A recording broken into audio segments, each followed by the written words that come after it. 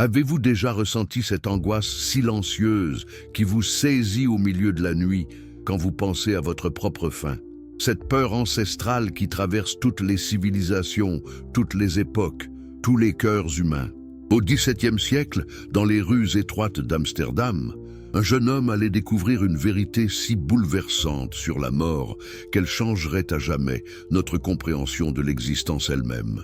Mais avant de plonger dans cette révélation extraordinaire, si vous aimez les histoires qui défient tout ce que vous croyez savoir, qui secouent les fondations même de votre vision du monde, n'oubliez pas de vous abonner à cette chaîne pour ne manquer aucun moment de ces découvertes philosophiques fascinantes. Et dites-moi dans les commentaires, de quel pays regardez-vous cette vidéo en ce moment? Quelle heure est-il chez vous? Je suis vraiment curieux de savoir d'où vient cette communauté extraordinaire de chercheurs de vérité.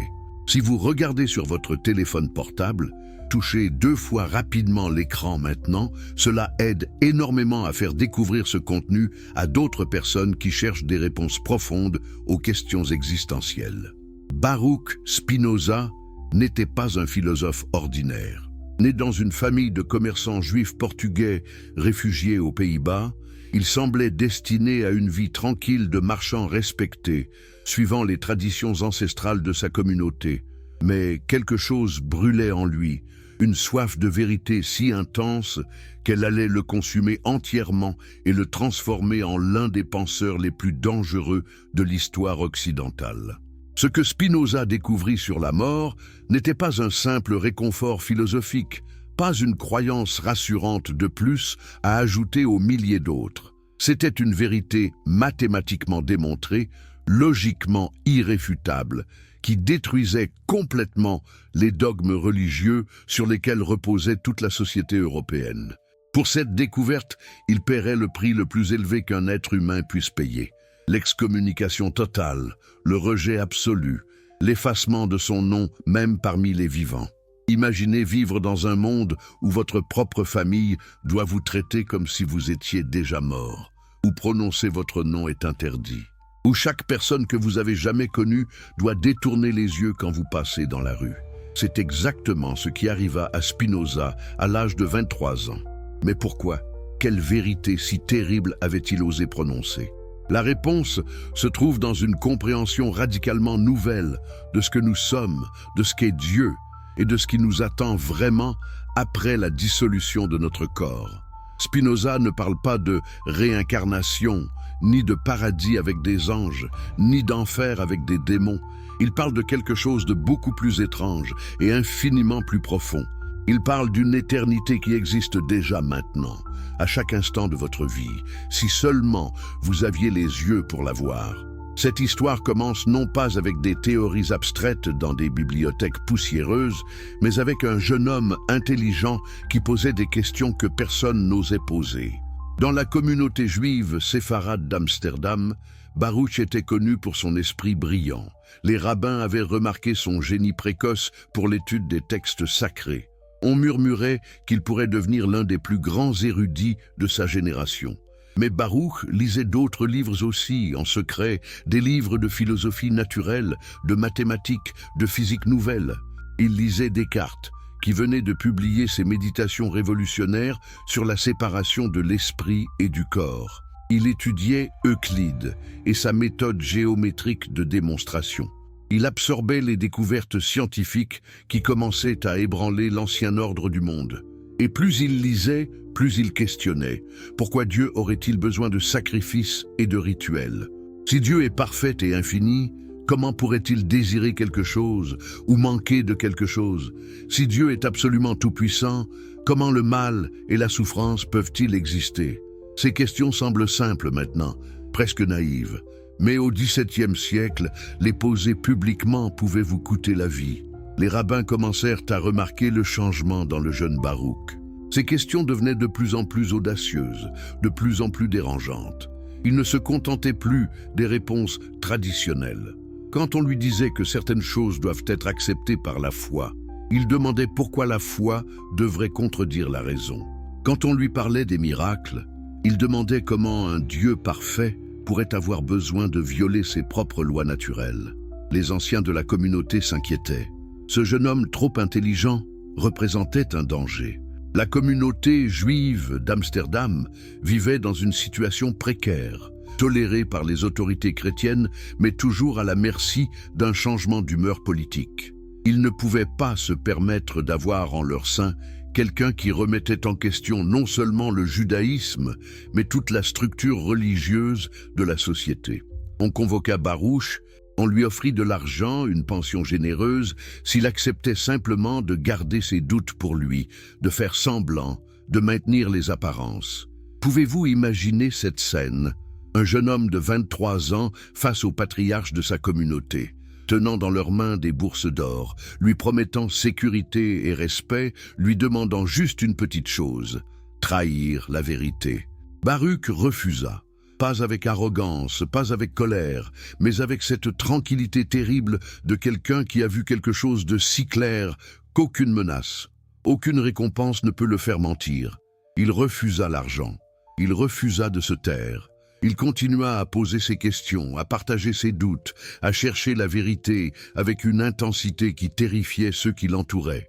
Le 27 juillet 1656, dans la synagogue portugaise d'Amsterdam, on prononça contre Baruch Spinoza le hérem le plus sévère jamais émis par cette communauté. Les mots de cette excommunication résonnent encore aujourd'hui par leur violence absolue. Les rabbins déclarèrent qu'il était maudit de jour et maudit de nuit, maudit en se couchant et maudit en se levant, maudit en sortant et maudit en entrant. Personne ne devait lui parler. Personne ne devait s'approcher à moins de 4 coudées de lui. Personne ne devait lire quoi que ce soit écrit par lui. Personne ne devait vivre sous le même toit que lui. Que ressent-on quand on est effacé ainsi de l'existence sociale? Quand votre propre mère doit détourner le regard si elle vous croise dans la rue? Quand vos amis d'enfance doivent faire semblant que vous n'existez pas? Pour la plupart des gens, une telle punition serait insupportable. Elle briserait leur esprit, les forcerait à ramper en suppliant le pardon, à renoncer à tout ce en quoi ils croient juste pour retrouver la chaleur de la communauté humaine. Mais Spinoza ne revint pas, il ne supplia pas, il ne demanda jamais pardon. Au contraire, quelque chose d'extraordinaire se produisit. Libéré des obligations sociales, libéré de la pression de se conformer, libéré de la nécessité de maintenir les apparences, Baruch Spinoza devint enfin complètement libre de penser. Et c'est dans cette solitude terrible, dans cet isolement absolu, qu'il allait créer l'un des systèmes philosophiques les plus radicaux jamais conçus par l'esprit humain. Il quitta Amsterdam et s'installa dans de petites villes des Pays-Bas, changeant fréquemment de résidence pour éviter les persécutions. Pour survivre, il polissait des lentilles optiques, un travail minutieux qui requérait exactement le type de précision et de patience qui caractérisait aussi sa philosophie. Ses mains façonnèrent le verre, pendant que son esprit façonnait des idées qui allaient changer le monde. Les lentilles qu'il créait étaient parmi les meilleures d'Europe, utilisées dans les microscopes et les télescopes qui révélaient les infiniment petits et les infiniment grands. N'est-ce pas ironique? Pendant que ses mains permettaient aux scientifiques de voir des mondes invisibles à l'œil nu, son esprit développait une vision de la réalité qui allait révéler des dimensions de l'existence que personne n'avait jamais imaginées. Dans sa petite chambre, louée, travaillant à la lueur des bougies, respirant la poussière de verre qui finirait par détruire ses poumons, Spinoza commença à écrire. Pas des pamphlets émotionnels, pas des diatribes contre ses persécuteurs. Non, il écrivit quelque chose de beaucoup plus dangereux. Un système philosophique construit avec la rigueur mathématique des éléments d'Euclide, démontrant proposition par proposition, théorème par théorème, une vision de Dieu et de la nature qui détruisait complètement les fondations de toute religion organisée. Son œuvre principale, qu'il appela simplement éthique, commençait non pas avec des spéculations vagues, mais avec des définitions précises et des axiomes clairs. Définition première, par cause de soi, j'entends ce dont l'essence enveloppe l'existence. Définition deuxième, cette chose est dite finie en son genre qui peut être limitée par une autre de même nature. Définition troisième, par substance, j'entends ce qui est en soi et est conçu par soi. Ces définitions semblent abstraites, presque ennuyeuses, mais elles sont comme des graines qui contiennent déjà l'arbre entier. De ces définitions simples, Spinoza allait déduire logiquement, inexorablement, des conclusions si radicales qu'elles feraient trembler les fondations de la civilisation européenne. Parce que si vous acceptez ces définitions et suivez la logique jusqu'au bout, vous arrivez à une conclusion inévitable. Dieu et la nature sont exactement la même chose. Pensez à ce que cela signifie vraiment. Pas que Dieu a créé la nature et puis s'en est retiré. Pas que Dieu habite dans la nature comme une âme dans un corps, mais que Dieu est la nature, complètement, totalement, sans reste. Chaque arbre, chaque pierre, chaque pensée dans votre tête, chaque émotion dans votre cœur, tout cela est Dieu s'exprimant, Dieu se manifestant, Dieu existant. Cette idée détruit complètement la théologie traditionnelle. Si Dieu est la nature elle-même, alors Dieu ne peut pas récompenser et punir selon son bon plaisir. Dieu ne peut pas avoir de préféré. Dieu ne peut pas être en colère contre vous ou content de vous. Dieu ne peut pas violer ses propres lois pour faire des miracles. Tout ce qui arrive, arrive par nécessité absolue, suivant les lois éternelles de la nature divine. Mais attendez, si tout arrive par nécessité, où est notre libre arbitre? Voilà une autre vérité dérangeante que Spinoza n'hésita pas à proclamer. Le libre arbitre tel que nous le concevons normalement est une illusion. Nous nous croyons libres parce que nous sommes conscients de nos désirs, mais ignorants des causes qui produisent ces désirs. Un bébé qui désire le lait se croit libre de désirer le lait, mais il ignore les causes physiologiques qui créent ce désir. Cette négation du libre arbitre horrifiait ses contemporains. Si nous ne sommes pas libres, comment pouvons-nous être tenus responsables de nos actions? Comment peut-il y avoir moralité, justice, punition et récompense? Spinoza répondait calmement, nous sommes responsables exactement de la même manière qu'un poison est responsable d'empoisonner. C'est sa nature. Nous devons protéger la société des personnes dangereuses, non pas pour les punir moralement, mais simplement par nécessité naturelle, comme nous évitons le poison. Mais si le libre arbitre est une illusion, si tout arrive par nécessité divine, qu'arrive-t-il à l'âme après la mort?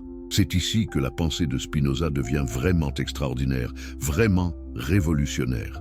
Parce que sa réponse n'est ni le néant total du matérialisme, ni la survie personnelle des religions. C'est quelque chose d'entièrement différent, quelque chose de beaucoup plus subtil et infiniment plus profond. Pour comprendre la vision spinoziste de la mort, nous devons d'abord comprendre sa vision de ce que nous sommes. Dans la philosophie traditionnelle, héritée de Platon et renforcée par le christianisme, l'être humain est composé de deux substances radicalement différentes, un corps matériel et une âme immatérielle. Le corps est temporaire, corruptible, soumis aux lois de la physique. L'âme est éternelle, incorruptible, libre des contraintes matérielles. Descartes, le grand philosophe français que Spinoza avait étudié intensément, avait modernisé cette vision. Pour Descartes, l'esprit et le corps sont deux substances complètement différentes, qui interagissent mystérieusement par l'intermédiaire de la glande pinéale dans le cerveau. L'esprit est pure pensée, le corps est pure étendue. Comment quelque chose de purement mental peut-il affecter quelque chose de purement physique? Descartes n'avait jamais vraiment résolu ce problème, et ses disciples se débattaient avec cette question impossible. Spinoza trancha ce nœud gordien avec une audace stupéfiante. L'esprit et le corps ne sont pas deux substances différentes. Ils sont deux aspects, deux perspectives, deux manières de concevoir exactement la même chose. Votre esprit n'est pas une entité séparée qui habite dans votre corps comme un pilote dans un avion. Votre esprit est votre corps, vu sous l'attribut de la pensée plutôt que sous l'attribut de l'étendue. Pensez à un cercle dessiné sur un tableau. Vous pouvez décrire ce cercle de deux manières complètement différentes. Vous pouvez dire qu'il est constitué de tous les points équidistants d'un point central, une définition géométrique spatiale, ou vous pouvez le décrire avec l'équation mathématique qui le définit. Ces deux descriptions sont complètement différentes, l'une spatiale et l'autre symbolique, mais elles décrivent exactement la même chose. Le cercle n'est pas composé de deux parties, une géométrique et une algébrique. C'est une seule réalité qui peut être conçue de deux manières différentes. De la même façon, vous n'êtes pas composé de deux parties, un esprit et un corps. Vous êtes une seule réalité qui peut être conçue soit sous l'attribut de l'étendue, votre corps physique avec tous ses processus neurologiques et physiologiques, soit sous l'attribut de la pensée, votre esprit avec toutes ses idées, émotions et perceptions. Ces deux aspects sont parfaitement parallèles. Tout ce qui arrive dans votre corps a un corrélat exact dans votre esprit, et vice-versa. Cette vision révolutionne complètement le problème de la mort. Si l'esprit et le corps ne sont pas deux choses séparées, mais deux aspects d'une seule réalité, alors la question devient: qu'arrive-t-il à cette réalité unique quand sa manifestation physique se dissout? Pour répondre, Spinoza fait une distinction cruciale que presque personne n'avait faite avant lui. La distinction entre durée et éternité. La durée, c'est l'existence dans le temps. Votre corps existe dans la durée. Il naît à un moment donné, persiste pendant quelques décennies, puis se dissout. Vos pensées quotidiennes, vos émotions passagères, vos souvenirs personnels, tout cela existe dans la durée. Cette dimension de votre existence est effectivement temporaire. Elle commence et elle finit. Mais l'éternité, selon Spinoza, n'est pas une durée infinie. Ce n'est pas le temps qui continue pour toujours. L'éternité est une dimension de la réalité complètement différente du temps. C'est l'existence nécessaire qui ne commence ni ne finit parce qu'elle n'est pas dans le temps du tout. Et voici la révélation extraordinaire. Une partie de votre esprit existe dans cette éternité, existe hors du temps, existe dans la dimension même de Dieu. Comment est-ce possible ? Comment quelque chose en vous peut-il être éternel alors que vous savez très bien que vous êtes né et que vous allez mourir? La réponse de Spinoza est d'une subtilité magnifique. Dans votre esprit, il y a deux types de connaissances, deux manières de comprendre les choses. La première manière perçoit les choses comme contingentes, temporaires, liées à des moments et des lieux spécifiques. Vous percevez ce café particulier dans cette tasse particulière à ce moment particulier. Cette perception est liée au temps et mourra avec votre corps. Mais il y a une deuxième manière de percevoir les choses. Quand vous comprenez une vérité mathématique, quand vous saisissez une loi de la nature, quand vous percevez l'essence nécessaire de quelque chose plutôt que son existence contingente, vous percevez subspecie aeternitatis, sous l'aspect de l'éternité. Cette compréhension n'est pas liée à un moment particulier. La vérité que 2 plus 2 égale 4 n'a pas commencé à être vraie quand vous l'avez apprise et ne cessera pas d'être vraie quand vous mourrez. Cette vérité existe dans l'éternité. Et quand votre esprit saisit une telle vérité éternelle, il participe lui-même à l'éternité. Dans cet instant de compréhension, vous n'êtes plus simplement Baruch Spinoza, né en 1632. Vous êtes l'intelligence infinie de Dieu elle-même, se comprenant à travers une perspective particulière. Vous êtes Dieu pensant, Dieu connaissant, Dieu se réjouissant de sa propre perfection infinie. Cela semble mystique, presque religieux, mais Spinoza le démontre avec une rigueur mathématique. Si Dieu est la substance infinie et unique, si tout ce qui existe est une modification de cette substance, alors votre esprit est littéralement une modification de l'intelligence infinie de Dieu. Quand vous pensez, c'est Dieu qui pense à travers vous. Quand vous comprenez, c'est Dieu qui se comprend à travers vous. Quand vous aimez la vérité, c'est Dieu qui s'aime lui-même à travers vous. Maintenant, que se passe-t-il quand vous mourrez? La partie de votre esprit qui est liée à votre corps particulier, la partie qui perçoit ce café dans cette tasse à ce moment, cette partie se dissout effectivement avec le corps. Vos souvenirs personnels, votre sens d'être une personne séparée avec un nom et une histoire, tout cela est lié à la durée et disparaît quand le corps meurt. Mais la partie de votre esprit qui a participé à l'éternité, qui a compris des vérités éternelles, qui a perçu les choses sub specie aeternitatis, cette partie ne peut pas mourir parce qu'elle n'a jamais été dans le temps. Elle existe dans la même dimension que les vérités mathématiques, que les lois de la nature, que l'essence nécessaire de Dieu lui-même. Cette partie est éternellement réelle. non pas dans le sens qu'elle continue d'exister après la mort, mais dans le sens qu'elle existe dans une dimension où il n'y a pas d'avant et après. Spinoza exprime cette idée avec une proposition célèbre dans l'éthique. L'esprit humain ne peut pas être absolument détruit avec le corps, mais il en reste quelque chose qui est éternel. Ce quelque chose qui reste n'est pas votre personnalité, pas vos souvenirs, pas votre sens d'être Jean ou Marie. Ce qui reste est votre participation à l'intelligence infinie, votre union avec Dieu, votre compréhension des vérités éternelles. Pensez à une vague sur l'océan. La vague se forme, roule vers le rivage, puis s'écrase et disparaît. En tant que vague particulière avec une forme et une position spécifique, elle cesse d'exister. Mais l'eau qui composait cette vague ne disparaît pas. Elle retourne simplement à l'océan dont elle n'a jamais vraiment été séparée. De la même manière, vous, en tant que personne particulière avec un nom et une histoire, vous allez cesser d'exister. Mais l'essence de votre être, votre participation à la substance infinie, ne peut pas disparaître parce qu'elle fait partie de Dieu lui-même. Cette vision horrifiait les théologiens traditionnels. Ce n'est pas l'immortalité personnelle promise par le christianisme, où vous allez au paradis avec votre personnalité intacte, reconnaissant vos proches et jouissant de récompenses éternelles. Ce n'est pas non plus le néant complet que promettent les matérialistes, où la mort est simplement la fin absolue de toute expérience. C'est quelque chose d'entièrement différent, quelque chose qui dissout complètement la distinction entre le moi et l'univers, entre l'individuel et le divin. Pour les autorités religieuses, cette doctrine était peut-être plus dangereuse encore que l'athéisme pur. Un athée qui dit qu'il n'y a rien après la mort peut être combattu avec des arguments sur l'âme immortelle. Mais Spinoza ne niait pas qu'il y ait quelque chose après la mort. Il transformait complètement ce que cela signifie, enlevant ainsi toute base au système de récompense et punition sur lesquels reposaient les religions organisées. Parce que si ce qui survit n'est pas votre personnalité, mais seulement votre participation à l'intelligence infinie, alors les menaces d'enfer et les promesses de paradis perdent tout leur pouvoir. Dieu ne peut pas vous récompenser ou vous punir après la mort, parce que le vous qui a fait de bonnes ou mauvaises actions ne survit pas.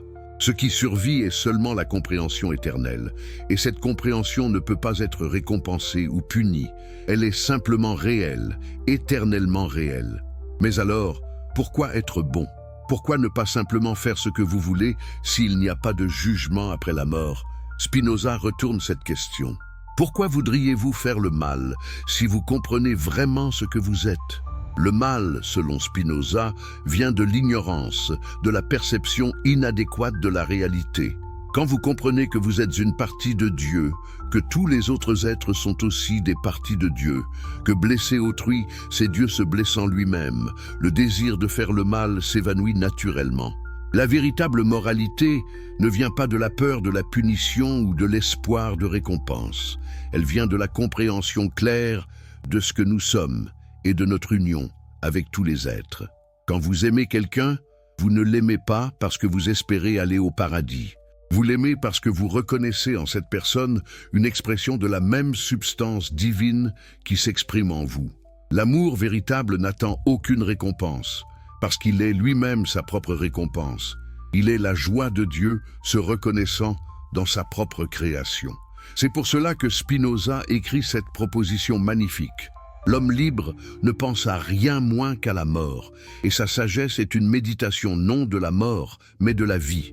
Pourquoi celui qui comprend vraiment ne médite-t-il pas sur la mort? Parce qu'il a compris que ce que nous appelons mort n'est qu'une transformation, un changement de forme au sein de la substance éternelle. La méditer serait comme méditer sur le fait que l'eau liquide devient vapeur. C'est un fait de la nature qui ne mérite ni peur ni obsession. Le sage médite plutôt sur la vie, sur la joie d'exister, sur la béatitude de comprendre, sur l'amour intellectuel de Dieu qui est simultanément l'amour de Dieu pour lui-même. Chaque moment de compréhension, chaque instant d'amour véritable, chaque perception de la beauté ou de la vérité est une participation directe à l'éternité. Vous n'avez pas besoin d'attendre la mort pour toucher l'éternel. L'éternel est déjà ici, maintenant. dans cet instant précis où vous lisez ces mots et comprenez ces idées. Dans sa petite chambre, respirant la poussière de verre, Spinoza vivait cette philosophie. Il ne cherchait ni richesse, ni reconnaissance. Il refusa plusieurs offres de positions académiques prestigieuses, parce qu'elles auraient requis qu'il modère ses opinions ou qu'il cache ses véritables croyances. Il vécut dans une pauvreté volontaire, possédant à peine plus que ses vêtements, ses livres et ses outils de polissage. Ses amis racontaient qu'ils ne l'avaient jamais vu en colère ou déprimé. Il vivait dans une tranquillité extraordinaire, une sérénité que rien ne semblait pouvoir troubler. Quand on lui annonçait de mauvaises nouvelles, il répondait calmement que les choses arrivent par nécessité divine et qu'il n'y a aucune raison de s'en affliger. Quand on le louait, il n'était ni flatté ni fier, comprenant que ses accomplissements étaient simplement Dieu s'exprimant à travers sa forme particulière. Est-ce que cette sérénité venait d'une indifférence froide, d'un détachement inhumain? Pas du tout. Spinoza était capable d'amitié profonde, de conversations passionnées sur la philosophie et la science, mais il avait transcendé la peur et l'espoir qui tourmentent la plupart des êtres humains. Il ne craignait pas la mort parce qu'il comprenait qu'une partie de lui était déjà éternelle. Il n'espérait pas de récompense future parce que la joie de comprendre était elle-même la récompense la plus haute imaginable. Cette joie de comprendre, Spinoza l'appelait béatitude.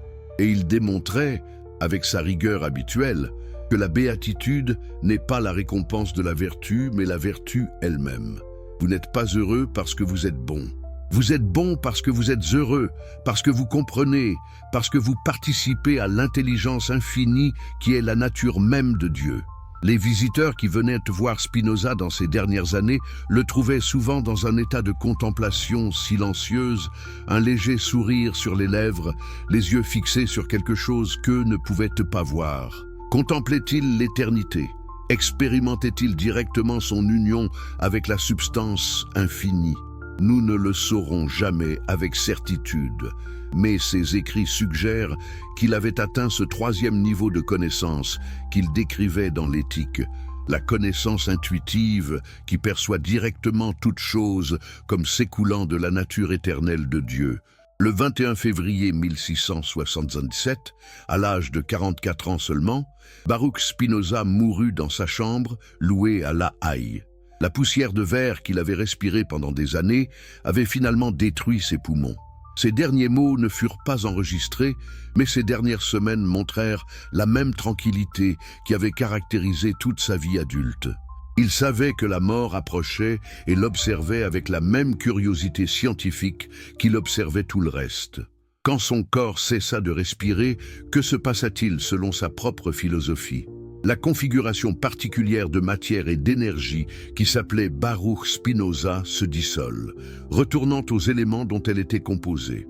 Les pensées liées à cette configuration particulière, les souvenirs de son enfance à Amsterdam, le souvenir du jour de son excommunication, tout cela disparut comme disparaît la forme d'une vague quand elle s'écrase sur le rivage. Mais quelque chose ne disparut pas. Les vérités qu'il avait comprises, les démonstrations qu'il avait construites, la beauté de son système philosophique, tout cela appartenait à l'éternité et continue d'exister aujourd'hui, plus de 300 ans après la dissolution de son corps. Chaque personne qui lit l'Éthique et comprend ses propositions participe à nouveau à cette intelligence éternelle qui s'était exprimée à travers Spinoza. Et ce n'est pas une métaphore poétique. Selon la propre philosophie de Spinoza, c'est littéralement vrai. Quand vous comprenez une vérité qu'il a démontrée, votre esprit et son esprit participent exactement à la même réalité éternelle. Dans cette dimension hors du temps, il n'y a pas de différence entre son acte de comprendre en 1670 et votre acte de comprendre maintenant. C'est le même acte de l'intelligence infinie, se comprenant elle-même. Voilà pourquoi Spinoza disait qu'une partie de l'esprit humain est éternelle. Non pas que votre personnalité particulière survit à la mort avec ses souvenirs et ses préférences intactes. mais que votre participation à l'intelligence infinie, votre union avec Dieu dans l'acte de comprendre et d'aimer, cette union existe dans une dimension où il n'y a pas de mort parce qu'il n'y a pas de temps. Cette vision transforme complètement le sens de la vie. Si vous savez que chaque moment de compréhension véritable, chaque acte d'amour authentique est une participation directe à l'éternité, alors la qualité de votre vie présente devient infiniment importante. Vous ne vivez plus en fonction d'un jugement futur après la mort. Vous vivez en fonction de la réalité éternelle qui est déjà présente maintenant. Le paradis n'est pas un lieu où vous allez après la mort si vous avez été bon. Le paradis est l'état d'esprit de celui qui comprend et aime ici et maintenant. De la même manière, l'enfer n'est pas un lieu de punition future. L'enfer est l'état d'esprit de celui qui vit dans l'ignorance, la haine et la peur, ici et maintenant. Vous créez votre propre paradis ou enfer à chaque instant selon la qualité de votre compréhension et de votre amour. Cette doctrine était révolutionnaire non seulement philosophiquement, mais aussi politiquement. Les religions organisées maintenaient leur pouvoir largement à travers le contrôle de l'accès au salut après la mort. Si vous obéissiez aux prêtres, accomplissiez les rituels corrects, croyiez les dogmes appropriés, vous iriez au paradis. Si vous désobéissiez, vous brûleriez éternellement en enfer. Cette structure de récompense et punition donnait aux institutions religieuses un pouvoir énorme sur la vie des gens. Spinoza détruisait complètement ce système de pouvoir. Si le salut ne dépend pas de l'obéissance à des autorités religieuses, mais de la compréhension personnelle de la vérité, alors les prêtres perdent leur fonction de gardiens du paradis. Si ce qui survit à la mort n'est pas la personnalité, mais seulement la compréhension éternelle, alors les menaces de damnation éternelle pour hérésie perdent leur pouvoir de terroriser. Pas étonnant que les autorités religieuses de toute confession haïssaient Spinoza avec une passion égale.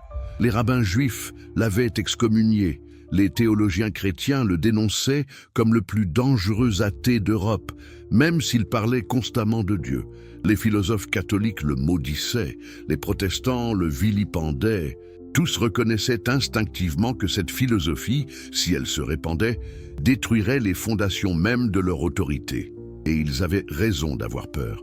Les idées de Spinoza se répandirent malgré la censure, malgré l'interdiction de ses livres, malgré les efforts pour effacer sa mémoire.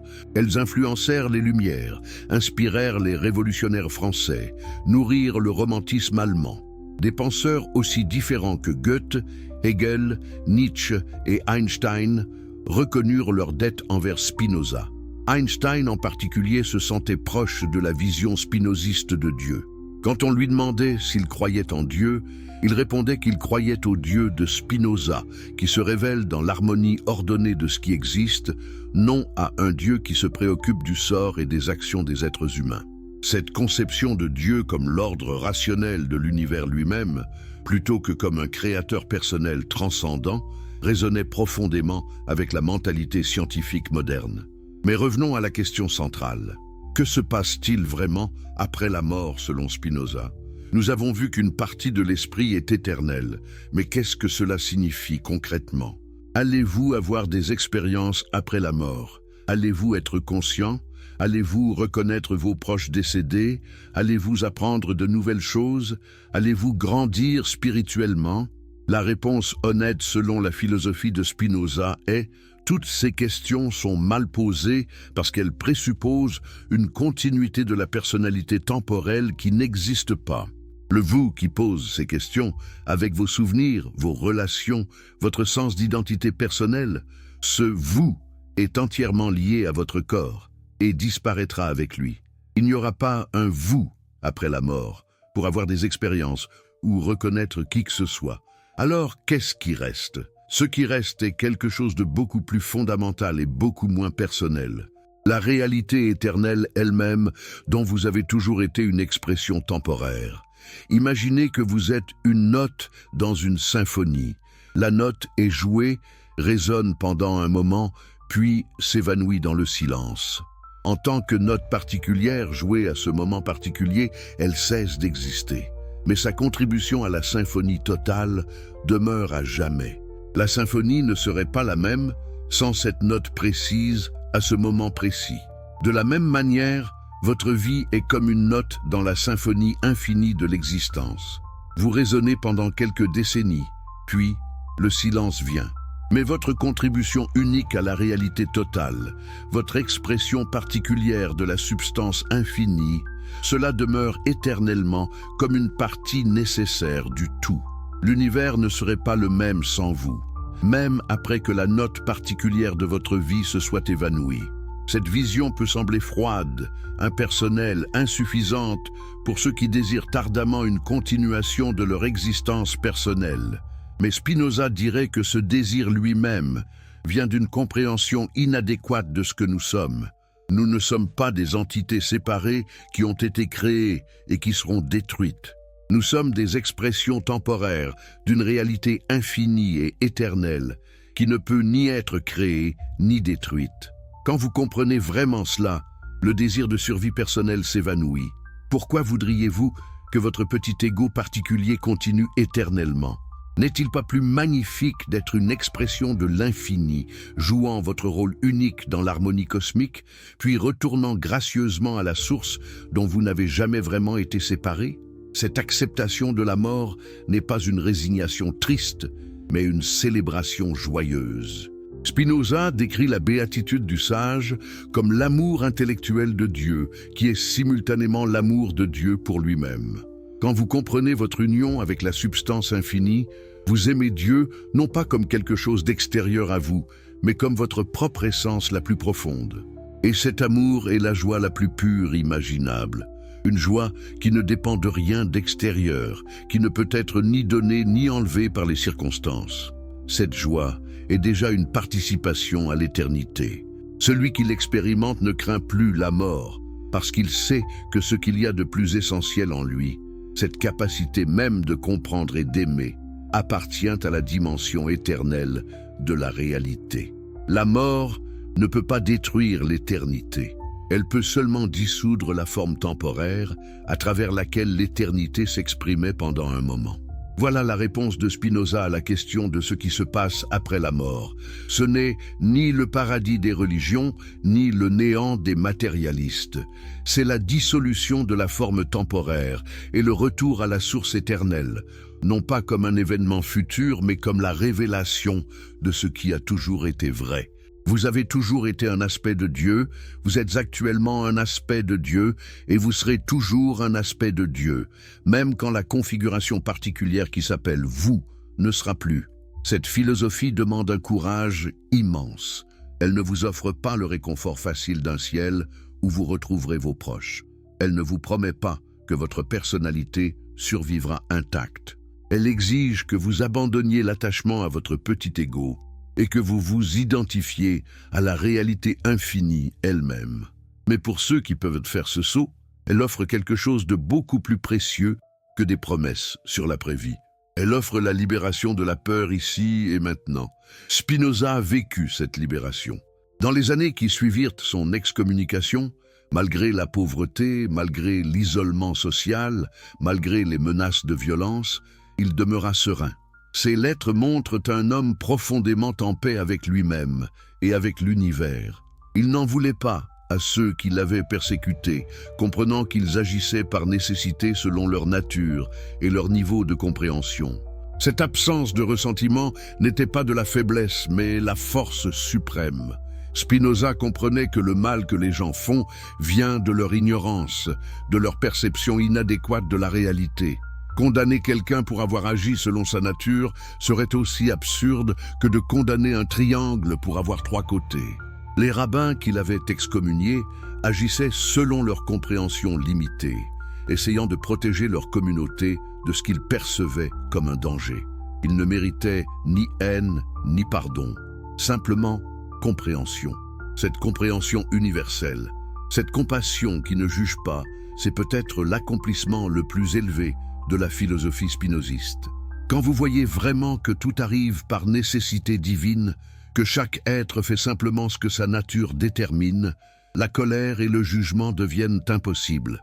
Il reste seulement l'amour, Non pas un amour sentimental, mais l'amour intellectuel qui voit la perfection de l'ensemble même à travers les apparentes imperfections des parties. Dans ces derniers jours, alors que la tuberculose détruisait lentement ses poumons, Spinoza continua à travailler sur son éthique, polissant les arguments comme il polissait ses lentilles, cherchant la clarté parfaite, la démonstration irréfutable. Il savait que son corps approchait de sa fin, mais cela ne le troublait pas. La partie de lui qui avait compris les vérités éternelles ne pouvait pas mourir, et la partie qui allait mourir n'était qu'une configuration temporaire sans importance ultime. Le jour de sa mort, il discuta calmement avec le médecin qui le visitait, expliquant sa philosophie avec la même clarté et passion que toujours. Puis dans l'après-midi, alors que la lumière de février entrait par sa fenêtre, Baruch Spinoza ferma les yeux et cessa de respirer. La vague particulière s'était écrasée sur le rivage. La note dans la symphonie était terminée. Mais l'océan demeurait et la symphonie continuait. Ses amis trouvèrent parmi ses papiers le manuscrit complet de l'Éthique, ce chef-d'œuvre qui avait occupé les 20 dernières années de sa vie. Ils le publièrent anonymement quelques mois après sa mort, sachant qu'associer le nom de Spinoza au livre assurerait son interdiction immédiate. Et effectivement, le livre fut rapidement interdit par les autorités civiles et ecclésiastiques dans toute l'Europe. Mais l'interdiction ne put empêcher les idées de se répandre. Des copies circulaient en secret, lues avidement par ceux qui cherchaient une alternative au dogme religieux et au matérialisme grossier. Lentement, imperceptiblement, la vision spinoziste de Dieu, de la nature et de la mort commença à transformer la pensée européenne. Aujourd'hui, plus de 300 ans après la mort de Spinoza, ces idées semblent à la fois profondément radicales et étrangement modernes. L'identification de Dieu et de la nature résonne avec la compréhension scientifique de l'univers comme un système auto-organisé qui n'a besoin d'aucune intervention externe. L'unité de l'esprit et du corps anticipe les découvertes neuroscientifiques modernes sur la relation entre les processus mentaux et cérébraux. La dissolution de l'individualité dans une réalité plus vaste trouve des échos dans la physique quantique et dans les traditions méditatives orientales. Mais surtout, la réponse de Spinoza à la question de la mort offre une alternative qui devient de plus en plus pertinente dans notre monde sécularisé. Pour ceux qui ne peuvent plus croire aux promesses littérales de résurrection et de vie éternelle personnelle, mais qui trouvent le matérialisme pur, trop réducteur, trop nihiliste, Spinoza offre une troisième voie. Cette troisième voie reconnaît honnêtement que votre personnalité particulière ne survivra pas à la mort. Pas de paradis où vous retrouverez vos proches. Pas de réincarnation où vous reviendrez sous une autre forme. La configuration particulière d'atomes et d'énergie qui constitue votre corps et votre esprit se dissoudra, retournera aux éléments. Mais en même temps, cette voie affirme que quelque chose de vous est éternel, quelque chose participe à la dimension intemporelle de la réalité. Chaque vérité que vous avez comprise, chaque moment de beauté que vous avez contemplé, chaque acte d'amour authentique que vous avez accompli appartient à l'éternité. Ces choses ne peuvent pas mourir parce qu'elles n'ont jamais été dans le temps. Et plus fondamentalement encore, votre capacité même d'être, d'exister, de participer à la réalité, cette capacité est une expression de la substance infinie elle-même. Vous êtes littéralement Dieu existant sous une forme particulière. Quand cette forme se dissout, Dieu ne disparaît pas. Seulement cette expression particulière prend fin, et d'autres expressions continuent la symphonie infinie de l'existence. Cette vision demande que nous abandonnions notre attachement à la survie personnelle, que nous lâchions le désir d'être nous-mêmes pour toujours. Mais en échange, elle nous offre quelque chose de plus grand, l'identification avec l'infini lui-même. Nous ne sommes plus de pauvres créatures temporaires terrifiées par leur inévitable fin. Nous sommes des aspects de la réalité éternelle, jouant notre rôle unique dans le drame cosmique. Pouvez-vous sentir comment cette compréhension transforme le sens de la mort? Elle n'est plus l'ennemi à combattre, la catastrophe à éviter à tout prix. Elle devient simplement la conclusion naturelle d'une expression complète, comme le dernier mot d'un poème ou la dernière note d'une chanson. Quand un poème se termine bien, nous ne pleurons pas que les mots ont cessé. Nous célébrons la beauté de l'œuvre complète. De la même manière, quand une vie a été bien vécue, dans la compréhension et l'amour, sa fin n'est pas une tragédie mais un accomplissement. Spinoza vécut ainsi et mourut ainsi, montrant par son exemple que sa philosophie n'était pas une spéculation abstraite, mais une voie praticable vers la sérénité et la joie. La question demeure, est-ce vraiment vrai? Spinoza avait-il raison? Quelque chose de nous survit-il vraiment à la mort? Nous ne pouvons pas le savoir avec certitude tant que nous vivons. Mais peut-être que ce n'est pas la bonne question à poser. Peut-être que la vraie question est, cette philosophie nous aide-t-elle à mieux vivre maintenant? Et là, la réponse semble claire. Une philosophie qui dissout la peur de la mort, qui transforme chaque moment de compréhension en participation à l'éternité, qui nous libère de l'anxieux désir de survie personnelle et nous permet d'embrasser notre rôle dans le tout cosmique. Une telle philosophie a une valeur pratique immense, qu'elle soit métaphysiquement vraie ou non. Spinoza lui-même aurait peut-être dit que la question de savoir si sa philosophie est vraie dans un sens absolu est moins importante que la question de savoir si elle nous aide à vivre plus librement, plus joyeusement, plus sagement. La vérité philosophique n'est pas une correspondance abstraite entre des propositions et une réalité externe. La vérité est ce qui nous libère, ce qui nous permet de comprendre et d'aimer plus pleinement. Et sur ce critère, la philosophie spinoziste de la mort a prouvé sa valeur à travers les siècles. Elle a consolé d'innombrables personnes face à leur mortalité. Elle a inspiré des artistes, des scientifiques, des philosophes. Elle a montré qu'il est possible de vivre sans les béquilles des promesses religieuses, sans la terreur des menaces infernales, dans la dignité tranquille de celui qui comprend sa place dans l'ordre éternel des choses.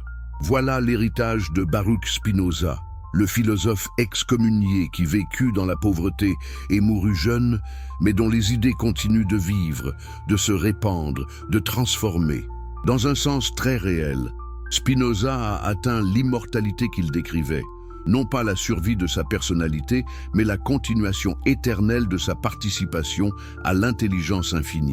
Chaque fois que quelqu'un lit l'éthique et comprend ses démonstrations, Spinoza vit à nouveau. Chaque fois que quelqu'un surmonte sa peur de la mort en comprenant son union avec l'Éternel, Spinoza accomplit à nouveau son œuvre. Chaque fois que quelqu'un choisit la compréhension plutôt que la superstition, l'amour plutôt que la haine, la sérénité plutôt que l'anxiété, l'esprit de Spinoza se manifeste à nouveau dans le monde. N'est-ce pas une forme d'immortalité plus réelle, plus significative que la simple continuation d'une personnalité? Spinoza ne survit pas comme un fantôme dans un au-delà mystérieux. Il survit dans chaque esprit qui participe aux vérités qu'il a comprises, dans chaque cœur qui ressent l'amour intellectuel de Dieu qu'il a décrit, dans chaque vie transformée par sa vision de l'union avec l'infini. Et vous, en lisant ces mots, en contemplant ces idées, vous participez vous-même à cette immortalité. Dans cet instant de compréhension, il n'y a pas de différence entre votre esprit et l'esprit de Spinoza, pas de séparation entre lui et vous.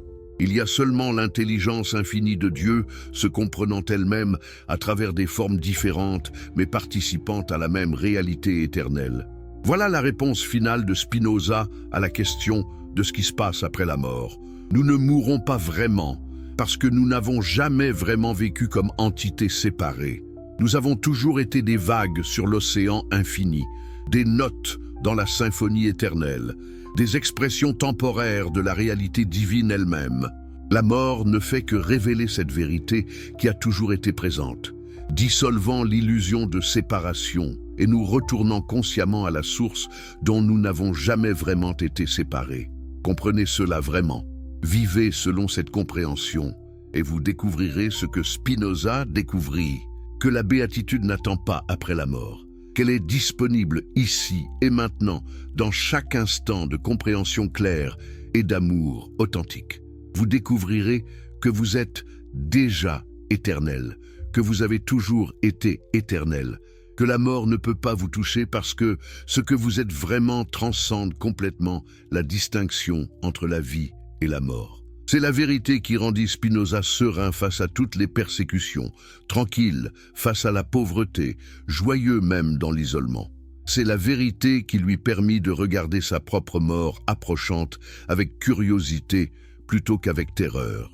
Et c'est la vérité qui continue aujourd'hui à offrir libération et paix à ceux qui ont le courage de l'embrasser. Mais avant de continuer cette exploration fascinante de la philosophie la plus révolutionnaire jamais conçue, prenez un instant. Si vous êtes captivé par ces récits qui transforment notre compréhension de l'existence, abonnez-vous à cette chaîne pour ne rater aucune de ces découvertes extraordinaires. Dites-moi aussi dans les commentaires, d'où nous regardez-vous en ce moment? Quel pays? Quelle heure est-il là où vous êtes? Cette communauté mondiale de chercheurs de vérité me fascine profondément. Et si vous suivez cette vidéo sur votre portable, un double tap rapide sur l'écran fait toute la différence pour partager ce contenu avec d'autres esprits curieux qui cherchent des réponses authentiques aux grandes questions de la vie. Alors que le corps de Spinoza se refroidissait dans cette petite chambre de La Haye, quelque chose d'extraordinaire commençait à se produire. Les manuscrits qu'il avait cachés pendant des années, ces démonstrations géométriques de vérités si dangereuses qu'elles pouvaient coûter la vie à quiconque les prononçait publiquement, ces papiers allaient bientôt déclencher une révolution intellectuelle dont les ondes de choc se font encore sentir aujourd'hui.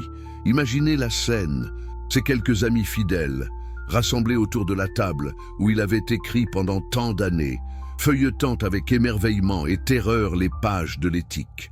Ils savaient qu'ils tenaient entre leurs mains quelque chose de monumentalement important et de terriblement dangereux.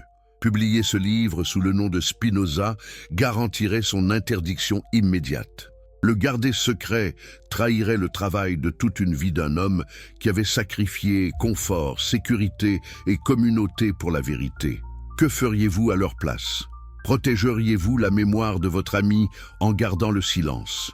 Ou honoreriez-vous son courage en partageant ses découvertes avec le monde, sachant que cela attirerait condamnation et persécution? Ces hommes choisirent le courage. Ils publièrent l'éthique anonymement, sans nom d'auteur ni lieu de publication, comptant sur la force des arguments eux-mêmes pour trouver leur chemin vers les esprits capables de les comprendre. Et les arguments étaient effectivement d'une force extraordinaire. Spinoza n'écrivait pas comme les philosophes traditionnels, avec des spéculations vagues et des métaphores poétiques. Il écrivait comme Euclide écrivait sa géométrie, définitions, axiomes, propositions, démonstrations. Chaque affirmation était démontrée avec une rigueur mathématique à partir de prémices clairement établies.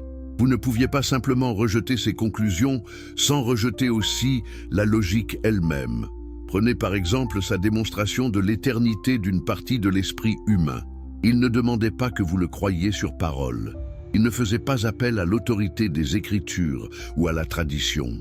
Il construisait un argument logique pas à pas. Si Dieu est la substance infinie et unique, et si tout ce qui existe est un mode de cette substance, alors l'esprit humain est un mode de l'attribut de la pensée de Dieu. En tant que mode, il a une existence temporelle liée au corps. Mais en tant qu'idée dans l'intelligence infinie de Dieu, il a aussi une existence éternelle. Pouvez-vous trouver la faille dans ce raisonnement? Les théologiens qui attaquèrent Spinoza ne le purent pas. Ils pouvaient rejeter ses prémices, dire que Dieu n'est pas identique à la nature, que l'esprit n'est pas un mode, mais une substance indépendante. Mais une fois que vous acceptiez les définitions de départ, les conclusions suivaient avec une nécessité logique implacable. C'était cette rigueur même qui rendait la philosophie spinoziste si dangereuse et si séduisante. Dans les années qui suivirent la publication posthume de l'Éthique, le livre circula clandestinement parmi les intellectuels européens. Le lire était un acte de rébellion, une déclaration d'indépendance intellectuelle. Des cercles secrets se formèrent pour discuter les idées de Spinoza, cachant soigneusement leurs activités des autorités religieuses. Parce que ces idées, si elles étaient prises au sérieux, ne détruisaient pas seulement la théologie chrétienne ou juive, elles détruisaient toute la structure de pouvoir qui reposait sur cette théologie. Pensez à ce que signifiait vraiment la philosophie spinoziste pour l'ordre social du XVIIe siècle. Si Dieu ne récompense ni ne punit selon son bon plaisir, si tout arrive par nécessité naturelle, alors quelle autorité ont les rois qui prétendent régner par droit divin?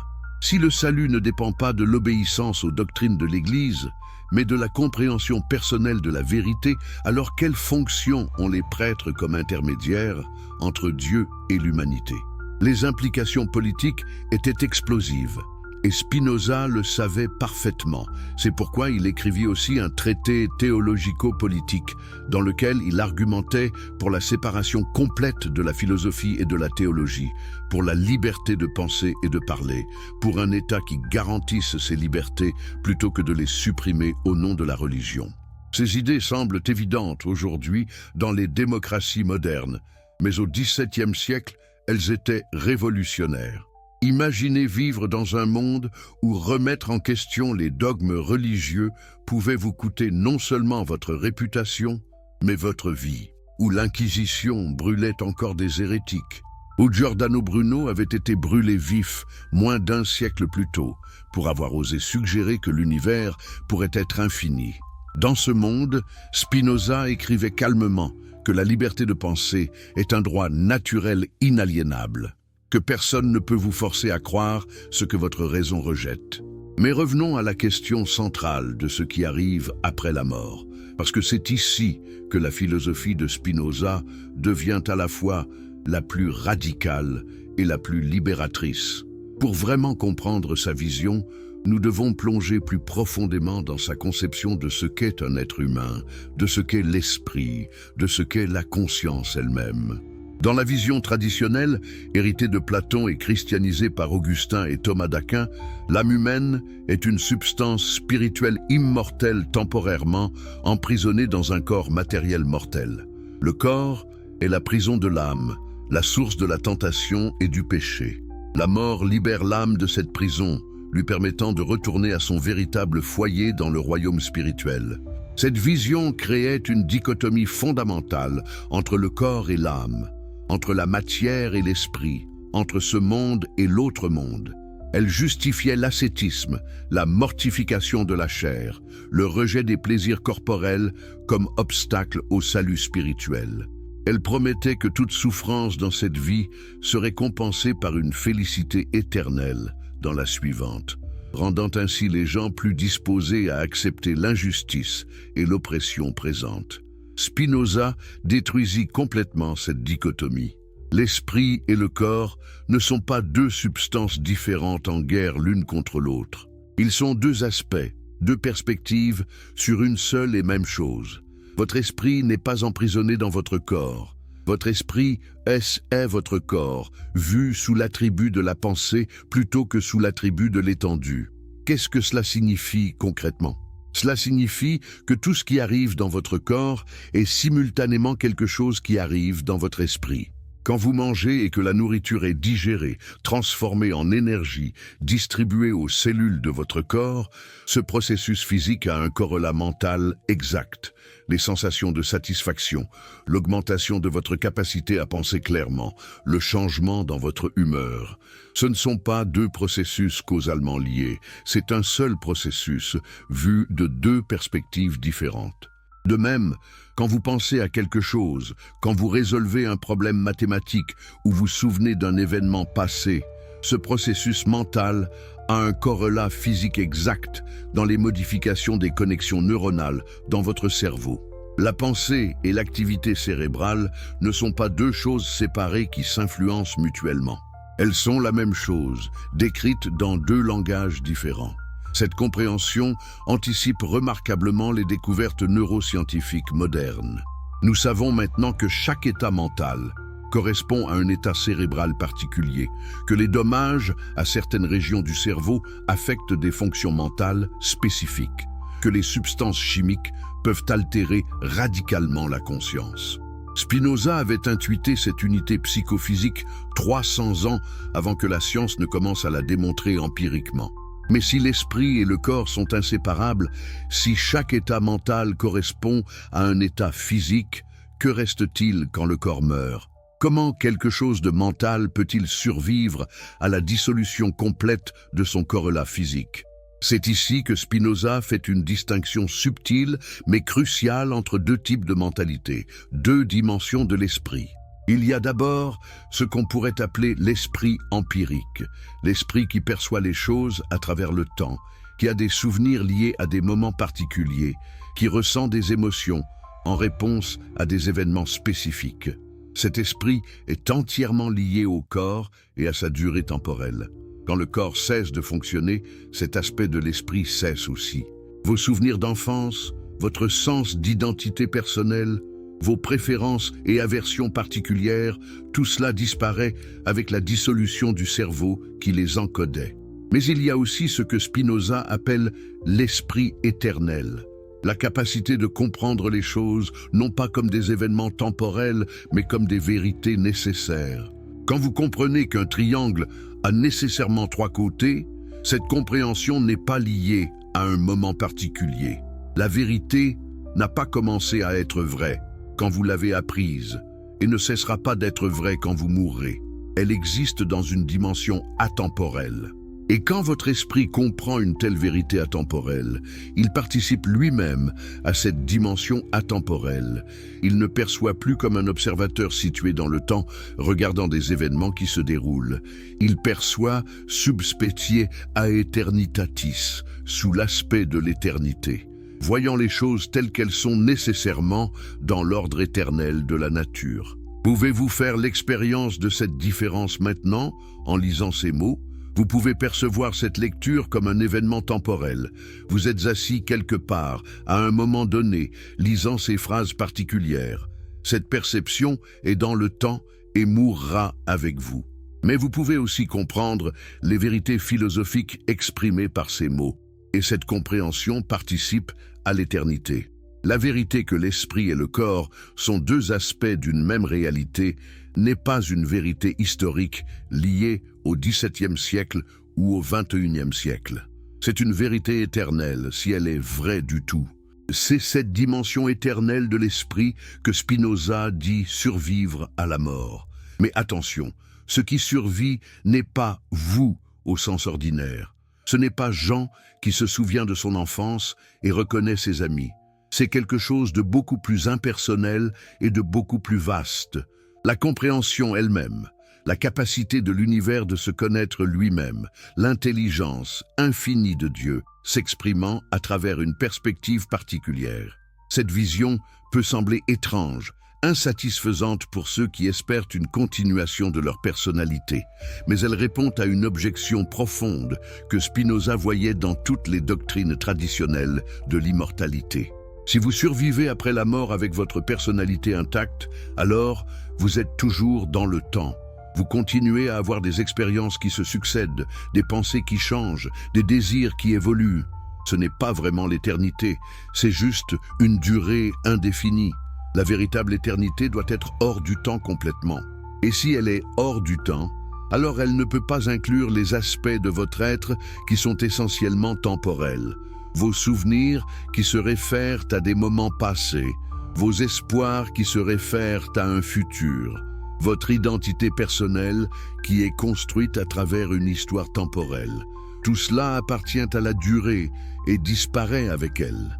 Ce qui appartient à l'éternité, c'est la vérité elle-même que votre esprit a comprise, l'amour de la compréhension que vous avez ressentie, la joie de participer à l'intelligence infinie.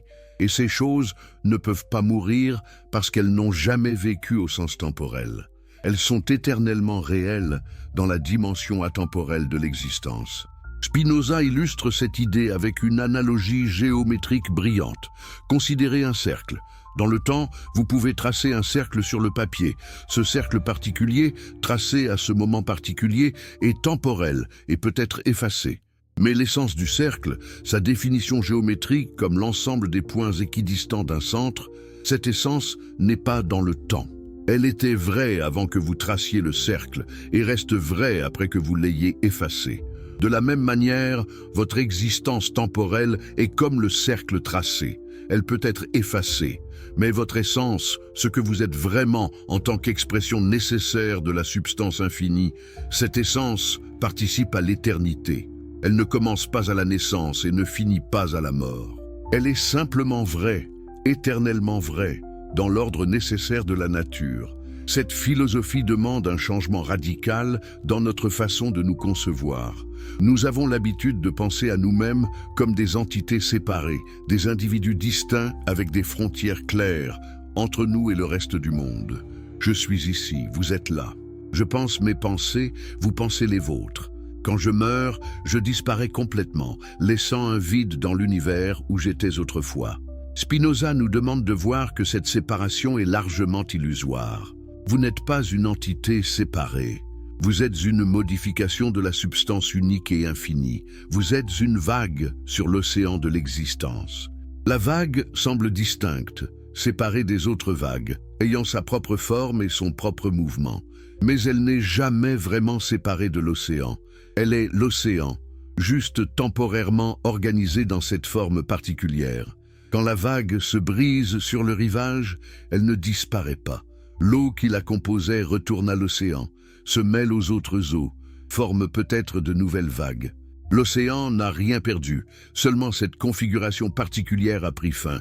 De la même manière, quand vous mourrez, la substance infinie ne perd rien. Seulement cette expression particulière de la substance prend fin et d'autres expressions continuent. Mais est-ce vraiment réconfortant? Si ce qui survit est seulement la substance impersonnelle dont j'étais une expression, si ma personnalité particulière disparaît complètement, en quoi est-ce différent de la mort complète? Pourquoi devrais-je me soucier de la continuation de quelque chose d'aussi impersonnel que la substance infinie? Spinoza répondrait que cette question elle-même révèle l'attachement à l'ego, qui est la source de toute souffrance. Pourquoi voudriez-vous que votre petit moi particulier continue éternellement? N'est-ce pas l'attachement à ce moi limité qui crée la peur, l'anxiété, la jalousie, tous les affects négatifs qui empoisonnent la vie? Quand vous comprenez vraiment que vous êtes une expression de l'infini, l'attachement au moi limité se dissout naturellement. Cette dissolution n'est pas une perte, mais une libération. Imaginez que vous croyiez toute votre vie être seulement une goutte d'eau isolée, se desséchant lentement au soleil, terrifiée de disparaître. Puis, soudain, vous réalisez que vous êtes l'océan entier. La goutte était juste votre perspective limitée. En réalité, vous avez toujours été l'océan, vaste, profond, éternel. Cette réalisation serait-elle une perte ou un gain immense? C'est cette réalisation que Spinoza appelle la béatitude, le bonheur suprême. Et il insiste que cette béatitude n'est pas une récompense future pour la vertu, mais la vertu elle-même. Vous n'êtes pas heureux parce que vous comprenez. La compréhension, est-ce le bonheur? Plus vous comprenez vraiment votre union avec l'infini, plus vous ressentez cette joie qui ne dépend de rien d'extérieur. Cette joie transforme complètement votre relation avec la mort. Vous ne la craignez plus parce que vous comprenez que ce que vous avez de plus essentiel ne peut pas mourir. La configuration temporelle prendra fin, mais votre essence éternelle est indestructible. Et cette compréhension n'est pas une croyance rassurante, c'est une connaissance directe, aussi certaine que votre connaissance des vérités mathématiques.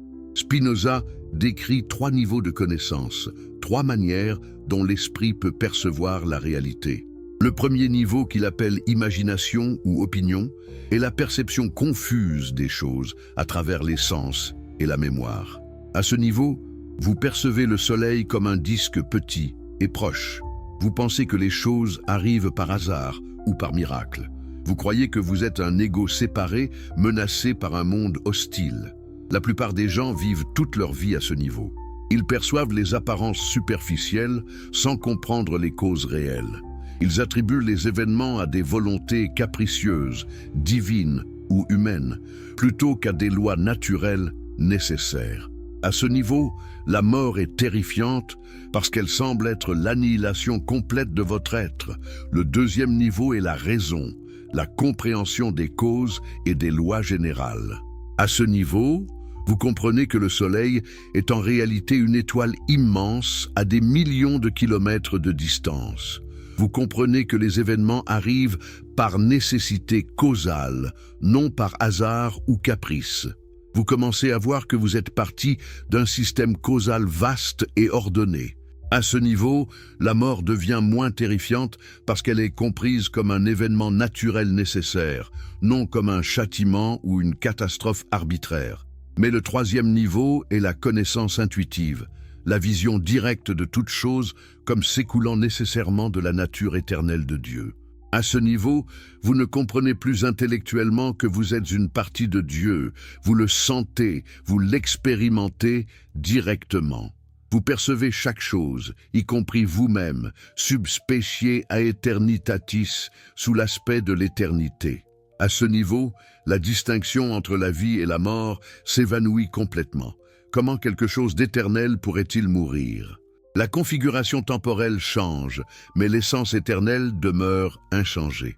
Celui qui atteint ce niveau de connaissance ne craint plus la mort du tout, non par courage stoïque, mais parce que la peur elle-même devient impossible quand vous voyez clairement ce que vous êtes vraiment.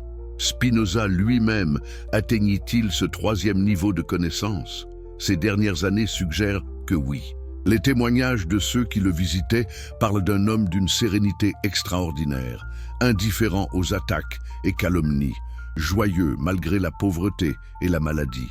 Quand la mort approcha, il l'observa avec la même curiosité tranquille qu'il observait tout le reste, sans peur ni regret. Cette tranquillité face à la mort n'était pas une façade courageuse. C'était la conséquence naturelle de sa compréhension. Il savait que la dissolution de son corps n'était pas sa fin réelle. La partie de lui qui avait compris les vérités éternelles, qui avait participé à l'intelligence infinie, cette partie ne pouvait pas mourir. Elle existait dans la même dimension que les vérités mathématiques et les lois de la nature, éternellement réelles. Mais qu'en est-il de ceux qui n'atteignent pas ce troisième niveau de connaissance? Qu'arrive-t-il à l'esprit de quelqu'un qui vit toute sa vie dans l'ignorance et la confusion, qui ne comprend jamais son union avec l'Éternel? Spinoza suggère que moins vous comprenez, moins il reste de vous après la mort. L'esprit qui n'a jamais perçu que des images confuses et des opinions inadéquates n'a rien d'éternel en lui. Il disparaît presque complètement avec le corps. Cette idée peut sembler injuste. Pourquoi certains atteindraient-ils la béatitude éternelle simplement parce qu'ils ont eu le bonheur d'être intelligents ou d'avoir accès à l'éducation philosophique? Mais Spinoza ne parle pas de récompense et punition. Il décrit simplement ce qui est. L'esprit qui participe à la connaissance éternelle participe à l'éternité. L'esprit qui ne perçoit que des choses temporelles n'a rien d'éternel. C'est une conséquence naturelle, non un jugement moral. Et d'ailleurs, Spinoza insiste que la capacité de comprendre n'est pas réservée à une élite intellectuelle.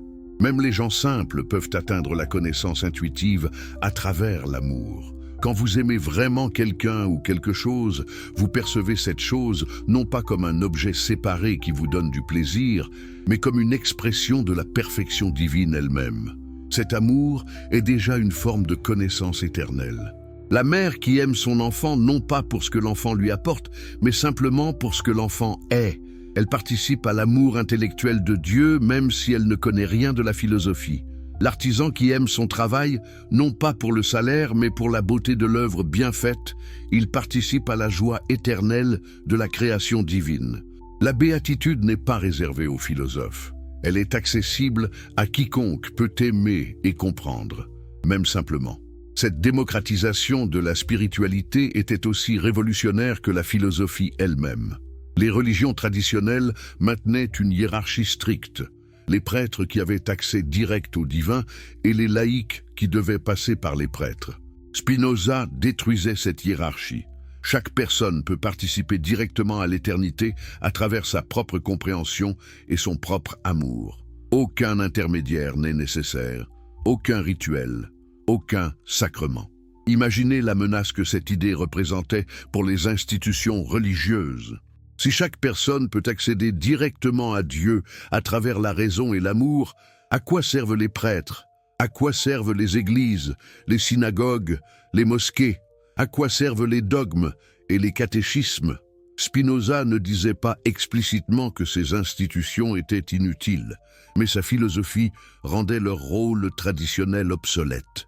Les autorités religieuses comprenaient parfaitement la menace. C'est pourquoi elles attaquèrent Spinoza avec une violence qui semble excessive vue de notre perspective moderne. Mais de leur point de vue, c'était une question de survie. Si les idées de Spinoza se répandaient, tout l'édifice de pouvoir construit sur le contrôle de l'accès au salut s'effondrerait. Et les idées se répandirent effectivement, malgré tous les efforts pour les supprimer, parce qu'elles répondaient à un besoin profond que beaucoup ressentaient sans pouvoir l'articuler. Le besoin d'une spiritualité authentique qui ne dépend pas de croyances douteuses, de miracles improbables, de menaces terrifiantes. Une spiritualité fondée sur la compréhension et l'amour, accessible à tous, libératrice plutôt qu'oppressive.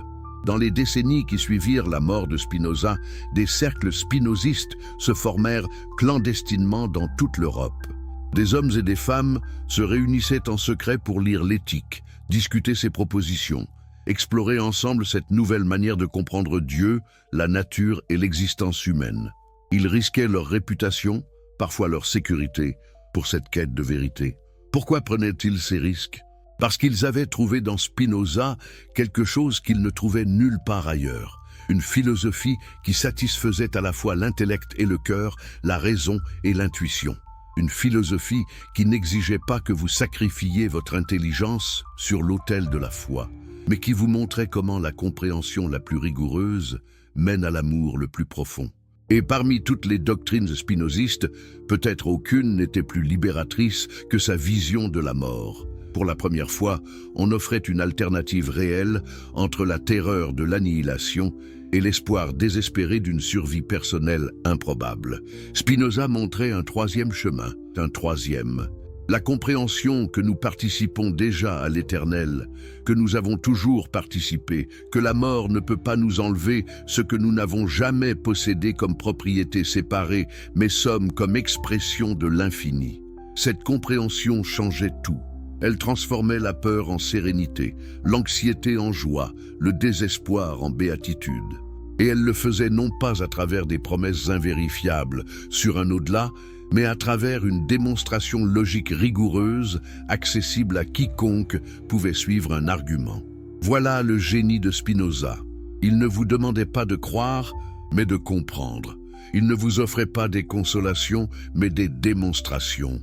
Et ces démonstrations, si vous les suiviez honnêtement jusqu'au bout, vous menaient à une vision de l'existence tellement plus vaste et plus belle que tout ce que les religions traditionnelles offraient. Dans cette vision, vous n'êtes pas une créature misérable attendant le jugement d'un Dieu capricieux. Vous êtes une expression de Dieu lui-même, participant éternellement à l'intelligence et à l'amour infini qui constituent la nature même de la réalité. La mort n'est pas votre ennemi, mais simplement la conclusion naturelle d'une expression complète, comme le dernier mot d'un poème ou la dernière note d'une symphonie. Et cette compréhension ne vous attend pas après la mort. Elle est disponible maintenant, à chaque instant, si seulement vous pouvez élever votre perception du premier niveau de l'imagination confuse au troisième niveau de la connaissance intuitive. Chaque moment passé dans cette compréhension claire, dans cet amour qui ne demande rien en retour, dans cette joie qui ne dépend de rien d'extérieur, est déjà une participation à l'éternité. Voilà pourquoi Spinoza écrivait que le sage médite sur la vie, non sur la mort. Parce qu'en vivant pleinement, en comprenant clairement, en aimant authentiquement, vous réalisez déjà l'éternité. Vous n'avez pas besoin d'attendre la mort pour découvrir ce qui se passe après. Ce qui se passe après est simplement la continuation de ce qui est déjà vrai maintenant. Vous êtes éternel. Vous avez toujours été éternel. Vous serez toujours éternel, parce que vous êtes une expression nécessaire de la substance infinie elle-même. Vous sentez-vous prêt à découvrir la conclusion la plus stupéfiante de toute cette révélation philosophique, avant de plonger dans ces derniers secrets que Spinoza a révélés sur la nature de la mort et de l'éternité? J'ai une demande importante. Si ces explorations transforment votre façon de voir l'existence, abonnez-vous maintenant pour ne manquer aucune de ces découvertes qui changent la vie. Et partagez avec moi, depuis quel coin du monde suivez-vous cette histoire? Quel pays? Quelle heure est-il chez vous en ce moment précis? J'adore découvrir cette communauté mondiale d'esprits éveillés. Pour ceux qui regardent sur mobile, un double tap rapide maintenant aide énormément à partager cette sagesse avec d'autres chercheurs de vérité. L'héritage de Spinoza ne s'arrêta pas avec sa mort solitaire dans cette chambre de la Haye. En réalité, c'était seulement le commencement. Quelque chose d'extraordinaire allait se produire dans les siècles suivants. Quelque chose que même Spinoza n'aurait peut-être pas imaginé. Sa philosophie de la mort, cette vision radicale qui niait à la fois l'annihilation totale et la survie personnelle, allait devenir l'une des forces les plus puissantes qui façonnerait la conscience moderne. Mais cette influence se déploya lentement, presque invisiblement, comme une graine plantée dans un sol profond qui prend des décennies à germer. Pourquoi cette lenteur? Parce que les idées de Spinoza étaient tellement en avance sur leur temps qu'elles ne pouvaient pas encore être pleinement comprises. L'Europe du XVIIe et XVIIIe siècle n'était pas prête pour une philosophie qui dissolvait complètement la séparation entre Dieu et la nature, entre l'esprit et le corps, entre le temps et l'éternité. Imaginez que vous êtes un intellectuel en 1700, éduqué dans la tradition scolastique, habitué à penser en termes de substances séparées et de causes finales. Vous lisez l'éthique de Spinoza et vous rencontrez cette proposition. Dieu et la nature sont une seule et même chose. Votre première réaction serait probablement l'horreur. C'est du panthéisme, c'est de l'athéisme déguisé. Comment peut-on identifier le Dieu transcendant, créateur du ciel et de la terre, avec la nature matérielle elle-même? Mais si vous persistez dans la lecture, si vous suivez les démonstrations géométriques pas à pas, quelque chose d'étrange commence à se produire. Les arguments sont si rigoureux, si logiquement impeccables, que vous ne pouvez pas trouver de faille évidente. Et lentement, presque malgré vous, vous commencez à voir le monde différemment. Les arbres, les rivières, les montagnes ne sont plus simplement des créations de Dieu. Ils sont Dieu s'exprimant, Dieu se manifestant sous l'attribut de l'étendue. Cette transformation de perspective était vertigineuse. C'était comme si le sol même de la réalité se déplaçait sous vos pieds. Et la question de la mort prenait une dimension entièrement nouvelle. Si vous êtes une expression de Dieu, si votre esprit est littéralement un mode de l'intelligence infinie, alors comment pourriez-vous vraiment mourir? Comment l'infini pourrait-il perdre quelque chose? Comment l'éternel pourrait-il être diminué par la dissolution d'une forme temporaire? Ces questions hantaient les premiers lecteurs de Spinoza. Et parmi eux se trouvaient certains des esprits les plus brillants de l'époque des Lumières. Voltaire lisait Spinoza, même s'il prétendait le rejeter publiquement pour éviter l'accusation d'athéisme. Diderot était profondément influencé par la vision spinoziste de la nature. Lessing, le grand dramaturge allemand, admit sur son lit de mort qu'il était spinoziste. Mais c'est avec les romantiques allemands que la philosophie de Spinoza connut une véritable renaissance. Goethe découvrit Spinoza dans sa jeunesse et écrivit plus tard que cette lecture avait eu un effet apaisant extraordinaire sur lui, lui donnant une vision large, libre et sereine du monde sensible et moral. Qu'est-ce que Goethe avait trouvé dans Spinoza qui lui apportait cette sérénité? Précisément cette vision de la mort que nous avons explorée. Goethe comprenait que selon Spinoza, nous ne mourrons pas vraiment parce que nous ne vivons pas vraiment comme entités séparées. Nous sommes des expressions temporaires de la nature éternelle. La forme change, se dissout, se transforme, mais la substance demeure. Et si vous identifiez votre être essentiel, non pas avec la forme temporaire, mais avec la substance éternelle, alors la peur de la mort s'évanouit. Cette compréhension libéra Goethe pour créer certaines des plus grandes œuvres de la littérature mondiale. Dans son Faust, nous voyons cette même vision spinoziste. L'esprit humain aspirant à se fondre avec l'infini, à transcender les limites du moi individuel, à participer à l'éternel devenir de la nature. La dernière scène du Faust, où l'âme de Faust est sauvée non pas par la foi, mais par son élan éternel vers le bien et la beauté, est profondément spinoziste. Mais l'influence de Spinoza allait bien au-delà de la littérature. Les philosophes allemands du XIXe siècle, de Schelling à Hegel à Nietzsche, tous luttèrent avec l'héritage de Spinoza. Hegel appelait la philosophie de Spinoza le point de départ nécessaire de toute vraie philosophie.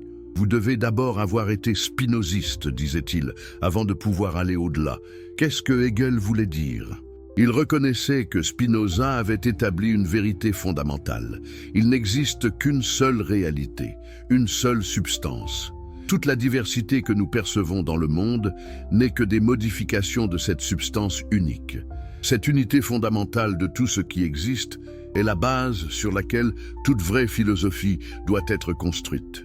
Mais Hegel pensait que Spinoza était allé trop loin dans l'identification complète de la substance avec Dieu. Pour Hegel, la substance devait aussi être sujet, devait avoir conscience et développement. Néanmoins, il reconnaissait sa dette envers Spinoza pour avoir montré que le fini et l'infini ne sont pas séparés, mais sont des aspects d'une réalité unique. Et cette reconnaissance transformait la question de la mort. Si le fini et l'infini sont des aspects d'une réalité unique, alors la mort du fini n'est pas la perte de quelque chose, mais la transformation d'une forme de l'infini en une autre. Vous, en tant qu'individu fini, mourrez, mais l'esprit absolu dont vous êtes une manifestation continue son développement éternel. Votre contribution unique à l'histoire de cet esprit demeure à jamais comme un moment nécessaire dans son autodéveloppement. Cette vision hégélienne était une variation sur le thème spinoziste. Elle offrait le même type de consolation, pas la survie personnelle, mais la participation à quelque chose d'infiniment plus grand qui transcende la vie et la mort individuelle.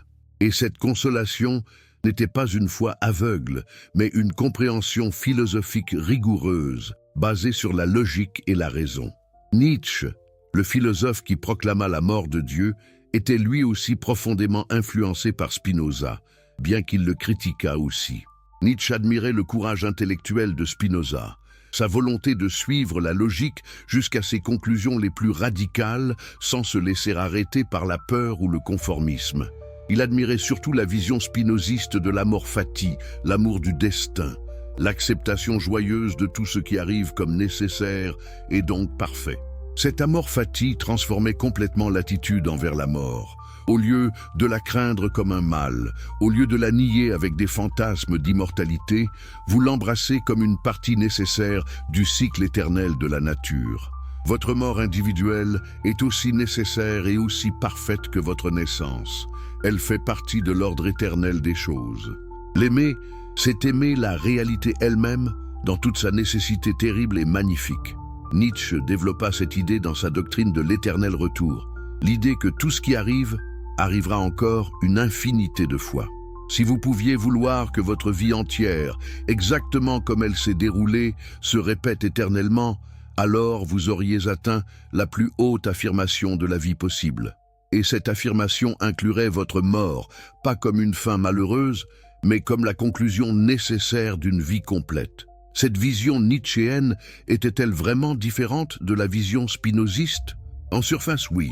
Spinoza ne parlait pas d'éternel retour, mais d'éternité atemporelle. Mais au fond, les deux philosophes partageaient la même intuition fondamentale. La distinction entre le temps et l'éternité est illusoire. Ce qui est réellement réel transcende la différence entre passé, présent et futur. Votre vie, vue sous l'aspect de l'éternité, est éternellement réelle, que vous conceviez cette éternité comme atemporalité spinoziste ou comme répétition infinie nietzschéenne. Au XXe siècle, l'influence de Spinoza continua à se répandre, mais de manière nouvelle et inattendue. Einstein, peut-être le plus grand scientifique du siècle, se déclarait spinoziste. Quand on lui demandait s'il croyait en Dieu, il répondait qu'il croyait au Dieu de Spinoza, qui se révèle dans l'harmonie ordonnée de ce qui existe, non en un Dieu qui se préoccupe du sort et des actions des êtres humains. Pour Einstein, cette conception spinoziste de Dieu était parfaitement compatible avec la science moderne. En fait, c'était la seule conception de Dieu qui était compatible. Un Dieu qui intervient miraculeusement dans le monde, violant les lois naturelles selon son caprice, était incompatible avec l'ordre causal rigoureux que la physique révélait. Mais un Dieu identique aux lois de la nature elle-même, un Dieu dont l'intelligence se manifeste dans chaque équation mathématique qui décrit l'univers, ce Dieu était non seulement compatible avec la science, mais en était l'expression la plus haute. Et qu'en était-il de la mort selon cette vision einsteinienne spinoziste? Einstein écrivit une fois une lettre magnifique à la famille d'un ami décédé. Il expliquait que la distinction entre passé, présent et futur, bien qu'elle soit tenace dans notre expérience, est seulement une illusion, quoique persistante. Pour ceux qui croient en la physique, la séparation entre passé, présent et futur n'a que le sens d'une illusion, quoique tenace.